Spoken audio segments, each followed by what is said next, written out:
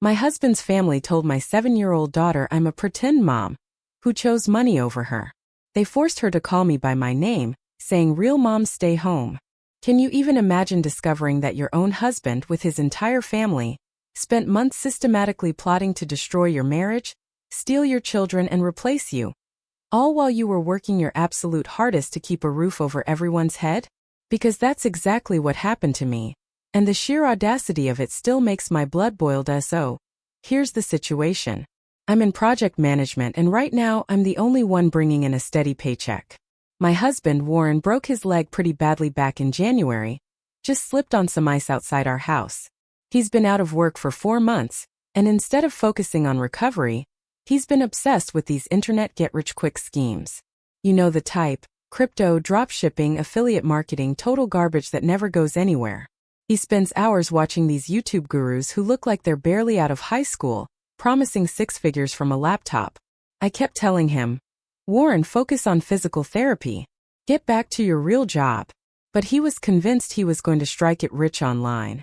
Meanwhile, I was the one working my tail off to keep our family afloat. I was the one making sure the mortgage was paid, groceries were on the table, Eva had her dance classes, Tobias was in preschool, and that we were saving for their future. I was thinking about their future, while Warren was playing internet entrepreneur. And his parents, especially his mother, Virginia, have always hated me. From day one, they thought I wasn't good enough for their precious boy. They've been looking for ways to break us up since we got married. So when Warren got hurt, and I had to pick up extra projects to cover his lost income, they saw their golden opportunity. Last month I had to go on a 5-day business trip, hitting 3 different cities. We desperately needed that commission. I'm literally the only one earning real money right now. Virginia offered to help with the kids, and honestly I thought, finally, maybe she's actually going to be supportive for once instead of constantly criticizing me. Boy, was I wrong. So wrong. I get home that Friday evening, exhausted but relieved, and my 7-year-old daughter, Eva, literally backs away from me when I try to hug her.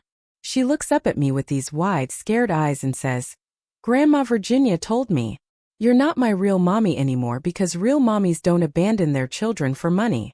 She said we have to call you Nina now because that's what we call women who choose strangers over their own babies. My blood ran cold. What the hell did my mother-in-law do to my child? My own daughter was calling me by my first name, telling me I wasn't her mother because I went to work to keep food on our table and a roof over our heads. Then Tobias, my little boy, starts having a complete meltdown when I try to pick him up. He's screaming, Don't leave us again, Nina. Don't go make money for strangers. Grandma said you might decide you like your job more than us and never come home. This is a kid who used to run to me when I got home from the grocery store. Now he was terrified I was going to abandon them because I had a job. And Virginia? She was standing right there with this evil, satisfied smirk watching her handiwork. She tells Eva, almost too sweetly, Well, sweetie, show Nina what we practiced about women who care more about paychecks than their children. Eva recites like she'd been rehearsing. Real mothers get their happiness from their babies. They don't need to travel to other cities to feel important about themselves. I was raging inside, trying my absolute best not to lose it in front of my kids.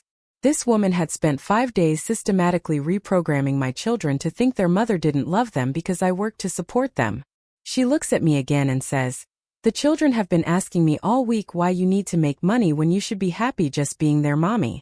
I had to explain that some women just aren't satisfied with motherhood. Then Virginia drops the real bomb. She leans in closer, her voice dripping with poison. You know, Nina, all these business trips, staying in hotels in different cities, I can't help but wonder what you're really doing out there. Just last month, our neighbor found out his fiancée was running around with someone else while he was working hard to provide for their future. Women who are constantly traveling, well, it makes people think things. She kept going with this sickeningly sanctimonious tone. Women should be home creating a warm, loving environment for their families, not gallivanting around the country pretending it's for work. A wife's place is with her husband and children, not in hotel rooms with God knows who. I literally started laughing. Full-on hysterical laughter. It was so absolutely insane I couldn't even process it. I looked at this woman, this monster, and said, Virginia, are you actually suggesting I'm having an affair? Are you seriously accusing me of cheating while I'm working my ass off to pay our bills, because your son has made exactly $20 from his internet schemes in 4 months? She got all huffy and defensive, but I just kept going. How exactly do you think we should pay the mortgage, Virginia? How do you think Eva's dance classes get paid for? How do you think we buy groceries with Warren's $20 cryptocurrency earnings? Should I quit working so we can all move in with you when we lose the house? Virginia's face turned bright red and she snapped, "A good wife finds ways to support her husband without running off to other cities. There are plenty of jobs that don't require overnight travel. You choose to take these trips, which makes everyone wonder what's really going on." I was still laughing. The audacity was unbelievable. This woman thought I should give up the career that was literally keeping our family afloat because she decided my business trips must be a cover for cheating, while her son sat at home trying to get rich quick from his laptop. Then Warren hobbles in on his crutches, and instead of being horrified at what his mother had done to our children, he was nodding along like this made perfect sense. He tells me, "Maybe you should listen to what the kids are saying, honey. They need stability right now, and you being gone all the time is confusing them. They keep asking me why mommy cares more about work than staying home with her family." Suddenly, his sister Liza shows up. Apparently, this was some kind of family intervention I wasn't invited to. She starts lecturing me about how children need their mother present, not just providing money. She says, "Eva and Tobias have been crying to Virginia about how they never know when you're going to disappear again for work, and how scared they are that you're going to choose your career over them permanently." Warren is standing there agreeing with all of this. He tells me, "Maybe it's time to admit that mom is better at taking care of them than you are. At least she's here for breakfast and dinner and bedtime stories every single day. Maybe we should consider letting her have more say in how they're raised since she's actually present for their lives." I was staring at my husband. My husband was suggesting his mother should raise our children because I had to work to support his unemployed ass. Because I was the one making sure Eva and Tobias had everything they needed while he was at home playing internet entrepreneur. But somehow I was the bad mother because I left the house to earn money. Liza kept piling on the guilt, telling me how Virginia had been explaining to the kids that mothers who really love their children don't need to travel for work. They find ways to make money from home so they never have to leave their babies. She even said Eva asked Virginia why her mommy needs a job when daddy is supposed to take care of the family. And Virginia had to explain that some families are backwards and the mommy has to work because the daddy can't. The worst part? Finding out this had been going on for months. Every single time I had to work late or travel for business, Virginia was there, poisoning my children against me. While I was busting my ass to keep us financially stable, she was telling Eva and Tobias that real mothers don't need careers to feel fulfilled. They get all their happiness from their children. When I was working overtime to cover Warren's lost salary, Virginia was making dinner and explaining to my kids that mothers who work too much are trying to escape their family responsibilities. When I took that weekend project to earn extra money for Eva's summer camp, Virginia told them that mothers who really love their children find ways to spend weekends together, not ways to make more money. And Warren? He actually admitted he'd been encouraging this. He thought I should be home taking care of the family while he figured out his internet business plans. He actually thought turning our children against me was a reasonable way to get me to quit working and stay home. He thought this was helping our family.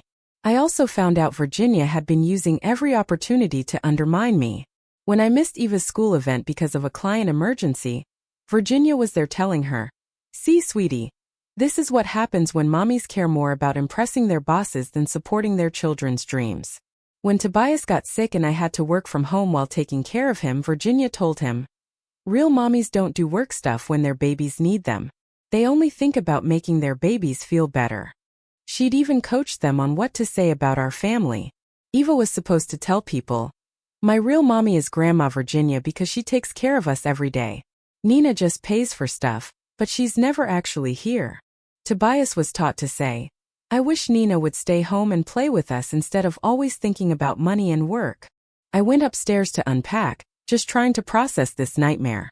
I needed space to think about how these people were actively sabotaging my children's understanding of why their mother worked so hard for them. I threw my suitcase on the bed, just trying to keep my hands busy while my brain processed what just happened downstairs. After I finished unpacking, I grabbed a basket of clean laundry I'd left before my trip and started putting Warren's clothes away. As I was putting his workout shirts in the bottom drawer, one got caught on something. It wouldn't lay flat. I reached underneath, thinking it was just a loose sock, and felt the edge of some papers. I pulled out what looked like a single printed email, thinking maybe Warren had been using it as a drawer liner or something random. But when I looked at it closer, I realized it was a conversation between Warren and some guy I didn't recognize, talking about working mothers who neglect their families. I stared at it, utterly confused. Why would Warren print this out and keep it? That's when I started looking more carefully in that drawer, and found more papers tucked under his clothes. Photos of Eva and Tobias looking upset. Notes in Virginia's handwriting about my work schedule. Printed conversations I'd never seen before. It was like they'd been documenting everything about my parenting to build some kind of case against me. There was a list in Virginia's writing of all my business trips, all the times I worked overtime, all the client dinners and late meetings. Next to each entry, she'd written things like, demonstrates pattern of choosing career over children, and shows lack of maternal priorities. But the most disturbing thing was finding conversations between Warren and some guy I didn't know about working mothers who neglect their families, and how children suffer when mothers prioritize careers. Warren had been talking to a stranger about our family situation, making it sound like I was never home, when I worked my ass off to provide for everyone. I took photos of everything and put it back where I found it. I went downstairs and acted normal. I made dinner, helped with homework, gave baths, read bedtime stories to children who barely acknowledged me because they had been taught that working mothers don't deserve their love. But I couldn't stop thinking about those documents and wondering what exactly they were planning to do with all that information about my work schedule and parenting. Why would you collect evidence about someone unless you were planning to use it for something specific? After the kids went to bed, Warren started this conversation about how maybe I should consider whether working is really what's best for our family. He said Virginia had helped him see how much the children suffer when I travel, and maybe it was time to put family before career advancement. He was acting like this whole thing was an intervention to help me see the light, instead of a calculated attack on my relationship with my children. Like I should be grateful that his mother convinced our kids I don't love them because I work to support them. I told him I needed to think about everything and went to bed early. But I couldn't sleep. I kept thinking about those documents. Okay, so I'm back and I'm absolutely shaking with rage right now. What I found out today has me packing our stuff and getting the hell out of here immediately. This isn't just family drama anymore. These people have been threatening my children and planning to destroy my life completely. So yesterday after I found that folder I confronted Warren. Then I just crashed. I went to bed in the guest room at his parents' house, completely exhausted and confused. I woke up this morning to Warren's father standing in the doorway, telling me we needed to have a serious conversation about my future in this family. Warren's dad sits me down and basically tells me that they've been watching me for months, and they've decided I'm not the right kind of woman to raise their grandchildren. He says they've found someone much better suited for Warren. A nice local girl who understands what family means and would never abandon children for a career. I'm sitting there just numb, thinking what the actual F are you talking about? And he just calmly explains that Warren deserves a real wife, who will take care of him properly. Especially now that he's injured and vulnerable. He says they've been documenting everything to build a case that I'm an unfit mother, so they can help Warren get custody when they divorce us. He actually said, "We've been planning this for a while, Nina. We just needed Warren to see the truth about what kind of woman you really are. Now that he understands you'll never change, we can move forward with getting him the life he deserves." I completely lost it. I started screaming about how this is insane. How dare they plan to destroy my marriage and steal my children? Warren's father just sits there, calm as anything, and tells me that good mothers don't scream and carry on like this, which is exactly the kind of behavior they've been documenting to prove I'm unstable. I demanded to know where Warren was, and his father says, "Oh, Warren's out with his future wife, getting to know each other better. They met at church, and she's everything a man could want. Stays home, loves children, knows her place in a family, never puts her own needs before others." I was absolutely losing my mind at this point. These people had been planning to replace me like I was some piece of furniture they didn't like anymore. Warren's father tells me that if I make this difficult, they have plenty of evidence that I neglect my children for work, and that the kids would be better off with a stable father and a caring stepmother. That's when I knew I needed to talk to Eva and Tobias immediately. I found them in Virginia's room and asked them to come with me so we could have a private conversation about everything that's been happening. I sat down with both kids and gently asked them to tell me the truth about what Grandma Virginia and Grandpa had been saying while I was away.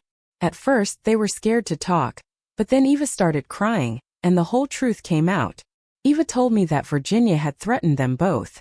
She said that if they didn't help convince me to stop working and stay home, terrible things would happen to our family. Virginia told Eva that bad mothers who work too much lose their children forever, and that if Eva wanted to stay with our family, she needed to help Grandma show me what real mothers do. But the worst part, Virginia threatened that if they didn't cooperate with the plan, they would have to live in the basement and wouldn't get fed regularly because that's what happens to children whose mothers don't love them enough to stay home. She told them that Daddy was going to get a new wife who would take better care of them, but only if they helped prove that I wasn't a good mother. Tobias was sobbing, telling me that he didn't want to call me Nina, but Grandma Virginia said if he called me Mommy, it meant he wanted me to keep leaving for work and never come back. He said Virginia told him that if he loved me, he would help her teach me to be a better mommy by staying home. Both kids kept saying they love me and they don't want a new mommy.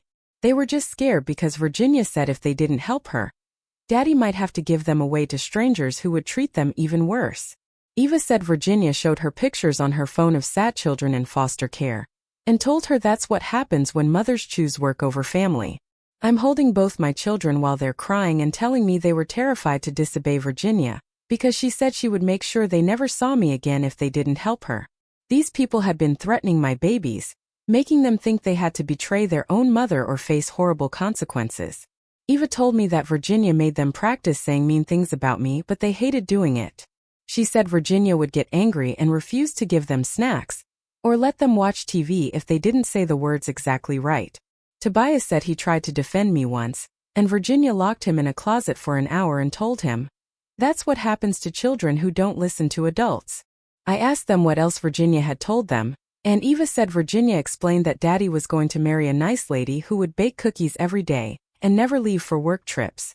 She said this new lady would love them more than I do because she wouldn't care about anything except taking care of them and Daddy. Tobias said Warren had shown them photos of this woman and told them she was excited to be their new mommy. Warren actually told my 4-year-old son that this stranger would be a better mother because she understands that children need mommies who stay home and take care of them properly. Both kids were terrified that if they told me the truth, Virginia would carry out her threats to separate our family permanently. They thought they were protecting us by going along with her plan, not realizing that the plan was to destroy our family anyway. After talking to Eva and Tobias, I immediately started packing all our belongings. I wasn't spending another night in this house with people who threatened my children and had been planning to steal them from me. We were going back to our apartment, the one I pay for every month, where nobody could threaten my kids or manipulate them into betraying their own mother. While I was packing, Virginia came in, acting all innocent, asking what I was doing. I told her exactly what Eva and Tobias had told me about her threats, and she had the audacity to say she was just trying to help them understand the consequences of having a selfish mother.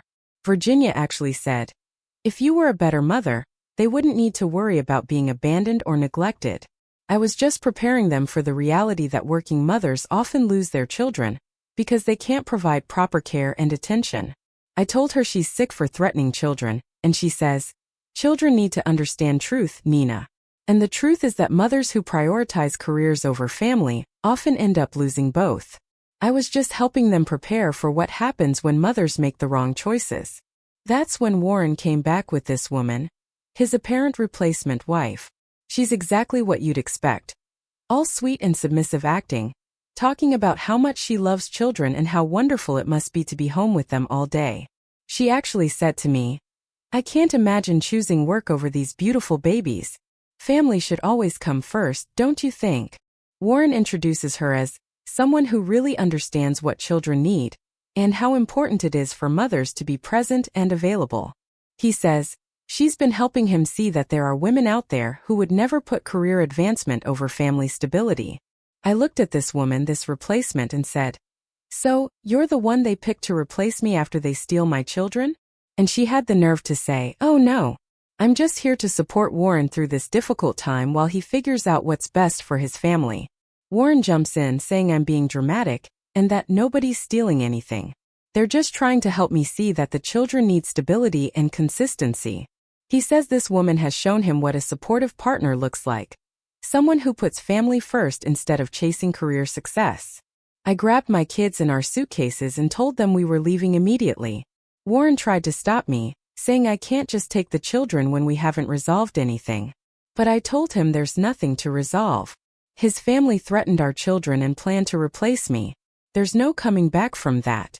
Virginia followed us to the car, yelling about how I was proving their point, that I'm unstable and impulsive, and this is exactly why the children need better supervision. She actually screamed at me in front of the neighbors that I was destroying the children's lives by taking them away from people who actually care about their well-being. Warren's father came out and very calmly told me that this behavior was exactly what they expected, and that it would be documented along with everything else. He said I was making their case for them by acting erratically and putting my own emotions before what's best for the children. I'm driving back to our apartment now with both kids in the back seat, finally acting normal again, telling me they love me and they're sorry they said those mean things. Eva keeps saying she didn't want to hurt my feelings, but she was scared of what Virginia would do if she didn't cooperate. Tobias asked me if the mean lady is really going to be his new mommy, and I told him absolutely not, that nobody is ever going to replace me as his mother. Both kids seemed so relieved to be away from Warren's parents and that threatening environment. But now I'm terrified, because I realize this goes so much deeper than just disapproving in-laws. These people have been planning for months to destroy my life, steal my children, and replace me with someone they chose. They've been building a legal case against me while threatening my kids into compliance. The fact that Warren went along with this, that he was literally courting my replacement while I was working to support our family, shows me that there's no saving this marriage. But I'm scared about what they might do next now that their plan has been exposed. I need to figure out how to protect my children from these people and prove that everything they've documented was based on lies and coercion, because if they really have been building a custody case, this is just the beginning of the fight. So we got back to our apartment, and I thought maybe we'd finally have some peace. Wrong. At 6 a.m. my phone starts ringing nonstop. It's my parents absolutely panicking, because Warren's family called them claiming I had kidnapped Eva and Tobias and disappeared. My mom is crying on the phone, asking where we are, if we're safe, saying Warren's father called them at midnight, telling them I'd had some kind of breakdown and stolen the children. He told my parents that I'd threatened Virginia and taken the kids in the middle of the night without telling anyone where I was going. I'm trying to explain to my parents that we just came home to our apartment, but Warren's family had convinced them I'd completely vanished with the children. My dad says Warren's father told them I might be dangerous, and that nobody knew where we were. While I'm on the phone with my parents, Warren shows up at my door with his father at 8 a.m., pounding and yelling about how they'd been searching for us all night. I look through the peephole and see them both acting like concerned family members looking for missing children. Warren starts shouting, "Nina, we've been looking everywhere for you and the kids. Everyone's been worried sick about where you went." His father yells that my parents have been calling them all night asking if we've been found yet. I yell back through the door that they're liars who called my parents with fake stories, and that they're not coming into my apartment. Warren keeps pounding, saying I need to let them see that Eva and Tobias are safe so they can call off the search. I tell them to get off my property, and that if they don't leave immediately, I'm calling the police. Warren's father shouts that they have every right to see their grandchildren, and that keeping them away is just proving I'm unstable. Warren yells that my own parents want to make sure we're okay, and that I'm being irrational by refusing to let family members see the children. I scream back that they lied to my parents and made them panic for no reason except to make me look bad. The pounding and yelling went on for 20 minutes, with them demanding to come in and me refusing to open the door. Finally, I call the police and tell them there are people harassing me and my children at our home and refusing to leave when asked. When the cops show up, Warren and his father immediately switch to playing the concerned family members. They tell the officers that I took the children unexpectedly, and that everyone's been worried about our safety. Warren says he just wants to make sure his kids are okay, and that I've been acting strangely lately. The police ask me to step outside to talk, And I explain that these people have been manipulating my children, and that I brought my kids home to our own apartment where we all normally live. I show them my lease with my name on it and explain that Warren and the kids were just staying at his parents' house temporarily, while I was on my business trip. We were all supposed to come back here together. But after what I discovered about their threats to my children, I brought the kids home without him. One officer asks Warren and his father to explain why they think I kidnapped the children. And Warren's father says, "She took them in the middle of the night after making wild accusations against the family. He says they were just staying at their house to help with childcare, and I suddenly became hostile and left without telling anyone where I was going." Warren tells the police that he's concerned about my mental state, and that taking the children without notice after the confrontation we had shows I'm not thinking clearly. He says he just wants to make sure Eva and Tobias are safe, and that I'm getting help if I need it. I tell the officers that Warren's family has been threatening my children and trying to turn them against me, and that I have every right to bring my kids home to our apartment. The police say that since there's no custody order and I'm the children's mother, I haven't done anything illegal by bringing them home. Warren gets angry and tells the officers that this proves I'm being irrational, that I'm calling normal family concern threatening, and that I won't even let grandparents see their grandchildren.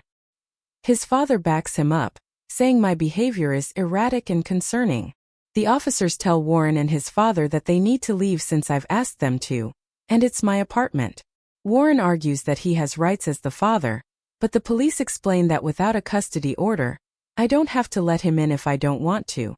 After the police make them leave, I call my parents back and explain exactly what happened, that Warren's family lied to them about me kidnapping the kids just to create panic and make me look unstable.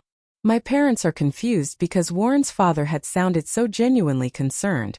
My mom says Warren's father told her I'd been acting paranoid and making accusations against Virginia, and that he was worried I might hurt myself or the children.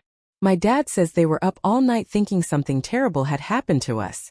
I explained to my parents about the threats to Eva and Tobias, about finding the folder documenting my parenting, about Warren having a replacement wife lined up.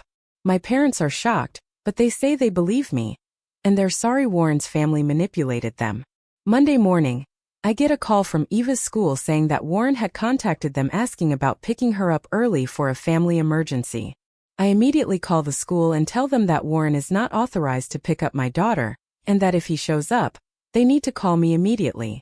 The school secretary says Warren had called claiming there was a medical emergency with his father, and that he needed to get Eva quickly. I tell them there's no emergency and that this is part of a custody dispute, and that only I am authorized to pick up my children. An hour later, I get another call from Tobias's daycare, saying that Virginia had shown up, claiming she was picking him up for a doctor's appointment that I had supposedly arranged. The daycare director says Virginia had seemed upset when they told her she wasn't on the authorized pickup list. I drive to both the school and daycare to personally speak with the staff and make it crystal clear that Warren, Virginia, Warren's father, and this woman, Veronica, are not allowed to pick up or visit my children. I provide photos of all of them and tell the staff to call police if any of them show up. The school principal asks if I want to file a report about the attempted unauthorized pickup, and I tell her absolutely yes. She says they take these situations seriously, and they'll document everything in case it becomes a legal matter. That afternoon, Warren starts texting me, demanding to know why I blocked him from picking up the children and accusing me of using them as weapons in our dispute. He says Eva was expecting to see him, and that I'm hurting her by keeping her father away. I text back that he lied to the school about a family emergency to try to take our daughter, and that this is exactly the kind of manipulative behavior I'm protecting the kids from. Warren texts back saying he had every right as their father to see them, and that I'm being vindictive. Warren's texts get more aggressive, saying that keeping the children away from their father and grandparents is emotional abuse, and that he's documenting all of this. He says I'm proving that I'm an unfit mother who uses children to hurt people. I screenshot every text and save them all because I can see exactly what he's doing, trying to make it look like I'm the one keeping children away from loving family members instead of protecting them from manipulative people. Tuesday morning, I wake up to find that someone had been at my apartment building overnight. The building manager calls me to say that Warren's father had been there at 5 a.m. asking for a key to my apartment, claiming there was a family emergency, and he needed to check on his grandchildren. The manager says Warren's father seemed very concerned and had identification showing he was related to my kids, but building policy doesn't allow anyone except tenants to have keys, even in emergencies. He wanted to know if I was okay and if there really was an emergency. I tell the building manager that there's no emergency and that Warren's family is trying to gain access to my apartment without permission. I ask him to add notes to my file that these people are not allowed in the building and to call me immediately if any of them show up again. The manager says he'll add security notes and suggests I might want to change my lock since Warren used to live there and might still have a key. I realize I never thought about Warren still having access to our apartment, and I immediately call a locksmith to change all the locks. While waiting for the locksmith, I start packing up Warren's remaining belongings so I can drop them off at his parents' house later. I'm emptying out his sock drawer when I feel something hard at the bottom. His old phone. The one he stopped using after he cracked the screen last winter. The phone was completely dead, and I couldn't find his charger anywhere in the apartment. Eva and Tobias kept asking if they could watch YouTube videos while I cleaned, but we didn't have a charger that fit Warren's old phone. I ended up knocking on my neighbor's door to ask if I could borrow a compatible charging cable for a couple hours. When I finally got the phone charged and turned it on, it immediately started buzzing with dozens of notifications. Warren had never bothered to log out of his messaging apps when he switched phones, so all his recent texts and conversations were still coming through to this device, even though he wasn't actively using it. That's when I started scrolling through and saw all the messages between him and his father going back months. I see messages between Warren and his father going back to February, right after Warren's accident. His dad is asking Warren if he thinks this injury might be the perfect opportunity to get me to quit traveling for work and focus on being a proper wife and mother. Warren responds saying he's been thinking the same thing, that maybe if the kids get used to me being gone and see how much better things are when Virginia helps out, I'll realize I need to choose between career and family. There are messages from March where Warren tells his father that Virginia thinks the kids are getting too attached to me being the primary breadwinner, and that it's confusing their understanding of family roles. Warren's father suggests they should document how much better the children do when I'm not around. In April, there are texts where Warren is complaining to his father about how I seem to enjoy my work trips too much and come back energized instead of guilty about leaving. His father responds that this proves I don't have proper maternal instincts and that the children are noticing. The messages get worse in early May, when Warren tells his father that he met a nice woman who really understands what families need. His father responds saying, maybe Warren should spend time getting to know what a supportive wife looks like compared to what he has now. I'm scrolling through weeks of messages where Warren and his father are basically planning to make my life difficult, while I'm working to support everyone. They talk about how to make the kids more dependent on Virginia, how to point out every work event I attend, how to make me feel guilty for traveling. There are messages from just 3 weeks ago where Warren tells his father that this woman from church thinks children suffer real emotional damage when mothers prioritize careers over presents. His father responds that they should start documenting specific examples of how my work schedule affects Eva and Tobias. The most recent messages are from the week before my last business trip, where Warren's father suggests that if I react badly to their concerns about my parenting, that reaction itself would prove they're right about me being unfit for custody. I realize they've been planning this whole campaign for months, not just since I got back from my trip.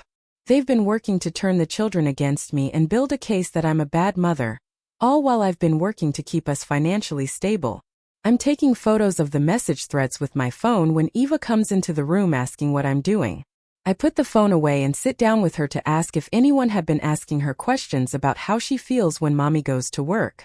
Eva tells me that Virginia had been asking her lots of questions about whether she missed me when I traveled, and whether she wished I would stay home more. She says Virginia would ask her the same questions over and over until Eva said she felt sad about me leaving. Tobias comes in, and when I ask him the same thing, he says Grandpa had been asking him if he thought Mommy loved her job more than she loved him. Tobias says he always told him no, but Grandpa kept asking until Tobias got confused about what the right answer was supposed to be.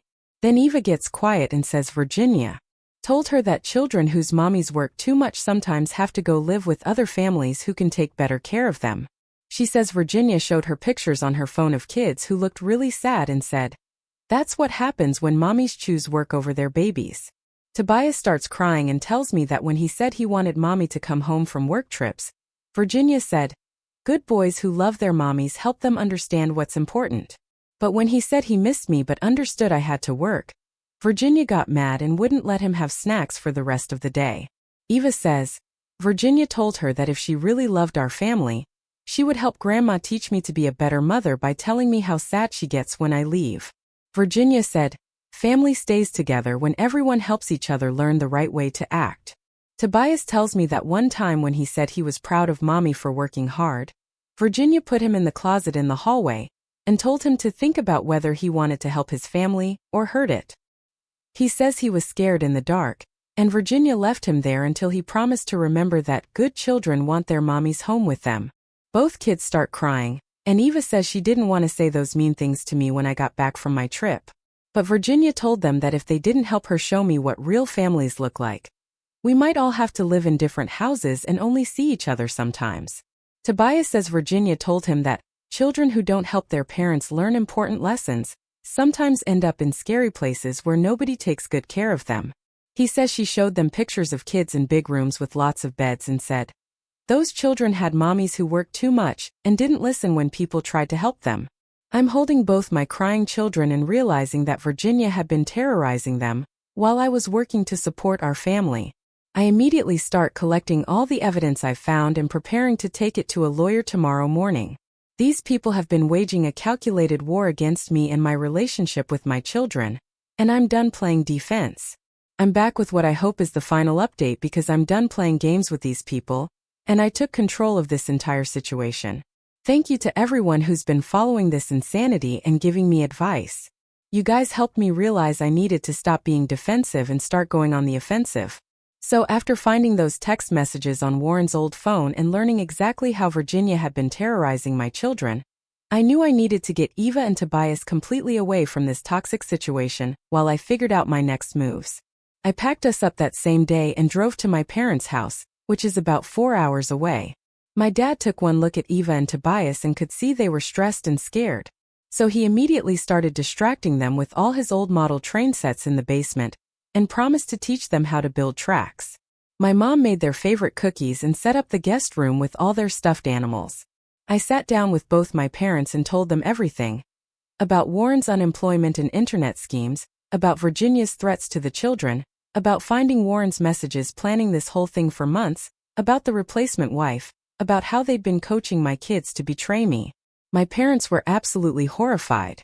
My dad said he never liked Warren's family, but he had no idea they were capable of manipulating children like this.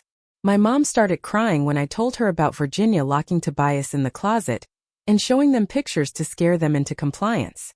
I called both Eva's school and Tobias's daycare to let them know the children would be absent for the rest of the week due to a family emergency.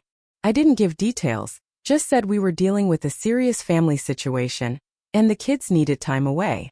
We spent those days just letting the kids decompress and act normal, while I researched divorce lawyers and started planning my strategy. Eva and Tobias were laughing and playing for the first time in weeks, not worried about saying the wrong thing or disappointing adults who were using them as weapons. Wednesday morning, I'm in the kitchen making breakfast when I hear cars pulling into my parents' driveway. I look out and see Warren's parents getting out of their car, looking around like they own the place. I immediately tell my parents to keep the kids in the basement with the trains no matter what happens. Warren's mother, Virginia, starts pounding on my parents' front door, demanding I bring Eva and Tobias out immediately because they're worried sick about the children being taken away by someone who's clearly having mental problems. Warren's father is yelling that they have rights as grandparents, and that I can't keep running away every time someone tries to help me see reality. My dad answers the door and very calmly tells them they need to leave his property immediately because they're not welcome and they're scaring the children. Virginia immediately starts crying and carrying on about how they just want to make sure their grandchildren are safe from their unstable mother. Warren's father starts lecturing my dad about how I've been acting irrationally, and that they're concerned about the children's welfare. He says, they've been trying to help me understand that working mothers need to prioritize their families, but I've been making wild accusations instead of listening to people who love me. My dad asks where Warren is and why he's not here himself if he's so concerned about his children. Warren's father gets all proud and puffed up, saying Warren is working, trying to provide for his family like a real man should, not running away from problems like some people do. I come to the door and just start laughing, like full-on hysterical laughter, because the irony is so insane I can't even handle it. I tell Warren's father that Warren hasn't worked in 4 months and has made exactly $20 from his internet schemes while I've been supporting the entire family. Warren's father gets red in the face and says Warren has been dealing with a serious injury and working hard to find alternative income sources while his wife abandons the family for business trips. Virginia chimes in that, at least Warren understands that family comes before career advancement. I'm still laughing and tell them that their precious Warren has been planning to dump me for months while courting some churchwoman, all while I worked overtime to pay for everything they needed. I tell them I found all his text messages, planning this whole campaign to steal my children. Virginia gets hysterical and starts screaming that I'm lying and making up stories because I can't handle the truth about being a bad mother. She demands that I bring Eva and Tobias out so they can ask them directly where they want to live and who they want taking care of them. I tell her the children have already been through enough trauma thanks to her threats and manipulation, and there's no way she's getting anywhere near them ever again. Virginia starts sobbing about how she loves those children more than I do, and they need consistency and proper guidance. Warren's father tries to push past my dad to get into the house, saying they have every right to see their grandchildren, and that I'm proving how unstable I am by keeping them away from people who love them. My dad steps up and tells them he'll call the police if they don't leave immediately. That's when Virginia really loses it and starts screaming about how Eva and Tobias need them, how the children are probably crying for their real family right now, how I'm destroying their lives by filling their heads with lies about people who only want what's best for them. I tell Virginia that the children are downstairs playing happily with their grandfather's trains and haven't asked about her even once since we got here. I say Eva and Tobias are acting like normal kids for the first time in months because they're not being threatened or coached about what to say. Warren's father demands to know what lies I've been telling the children about their loving grandparents. And I tell him exactly what Eva and Tobias told me. About the closet, about the pictures, about the threats, about being told their mother might abandon them permanently. Both of them start denying everything and claiming the children must have misunderstood normal discipline and guidance. Virginia says she was just trying to help them understand consequences, and that children sometimes exaggerate when they're confused. I tell them they're done manipulating my children, and that I have evidence of their months-long plan to destroy my marriage and steal my kids. Warren's father says they were just trying to help Warren see that his wife cares more about her career than her family. Finally, my dad threatens to call the police again, and they leave, but not before Virginia screams that this isn't over, and that children need real mothers who understand priorities, not career women who abandon their families for money. After they leave, Eva and Tobias come upstairs asking who was yelling. I tell them it was Warren's parents, but that they're gone now and don't need to worry about it. Both kids seem relieved and go back to playing with their trains. That evening, Warren starts calling me nonstop. At first, he's angry, demanding to know why I won't let his parents see their grandchildren and accusing me of using the kids to punish his family. He says I'm being vindictive and cruel by keeping Eva and Tobias away from people who love them. I tell Warren I know about all his text messages with his father planning this whole thing for months. I tell him I know he's been courting his replacement wife while I work to support his unemployed ass. I tell him I know about the threats to our children and the systematic campaign to turn them against me. Warren tries to deny everything at first, saying I'm misinterpreting normal family conversations, and that nobody was trying to replace me or steal the children. He claims his parents were just concerned about my work schedule and wanted to help me be a better mother. I read him some of his own text messages back to him, the ones about documenting my parenting, about getting the kids used to Virginia, about how this injury was the perfect opportunity to make me choose between career and family. Warren goes quiet when he realizes I have actual evidence of his planning. Then Warren switches tactics and starts begging me to come home so we can work things out. He says we can forget about everything that happened and start fresh, if I'm willing to compromise on my work schedule. He says his parents were just trying to help, and we can set boundaries with them going forward. I start laughing again because this man thinks I'm going to come crawling back after months of betrayal. I tell Warren that while he was planning to replace me and coaching our children to reject me, I was working overtime to keep us financially stable, and thinking he was just struggling with his injury. Warren keeps saying he loves me, and the children need their father, and that families should work together to solve problems instead of running away. He promises that if I come back, we can go to counseling and figure out how to balance my work with family time. I tell Warren that he spent months accusing me of having affairs while I was working to pay our bills, all while he was secretly courting another woman and discussing what their future home would look like. I ask him how many conversations he had with this church woman about being a better wife and mother than I am. Warren gets defensive and says his friendship with Veronica was just about getting advice on family issues. Nothing inappropriate happened. He says she was helping him understand what children need from their parents, and how to support me through a difficult time. I tell Warren that his definition of supporting me was planning to steal my children and replace me with someone who would worship him and never question his authority. I say he wanted a wife who would stay home and never travel, never earn more money than him, never challenge his family's manipulation. Warren starts crying and saying he never meant for things to get this bad, that he just wanted me to see how much the children needed me at home. He says his parents pushed him too hard, and maybe they went too far with their concerns about my work schedule. I tell Warren that he doesn't get to blame his parents for months of planned betrayal. I remind him that he was texting his father about documentation and evidence. He was the one talking to lawyers about custody. He was the one courting my replacement while I worked to support our family. Warren begs me not to file for divorce and says we can move away from his parents if that's what it takes. He promises he'll get a real job as soon as his leg heals and that I can keep working if it's that important to me. He says he'll do anything to keep our family together. I tell Warren our family was never together because he was actively working to destroy it for months while lying to my face about loving and supporting me. I say I could never trust him again knowing he's capable of manipulating our children and planning such elaborate betrayal. Warren keeps calling every day for a week, alternating between begging and anger. Sometimes he promises to change everything if I'll just give him another chance. Sometimes he accuses me of being too proud to forgive and work on our marriage like adults should. I finally tell Warren that I filed for divorce and I'm asking for full custody based on his family's documented threats and manipulation of the children.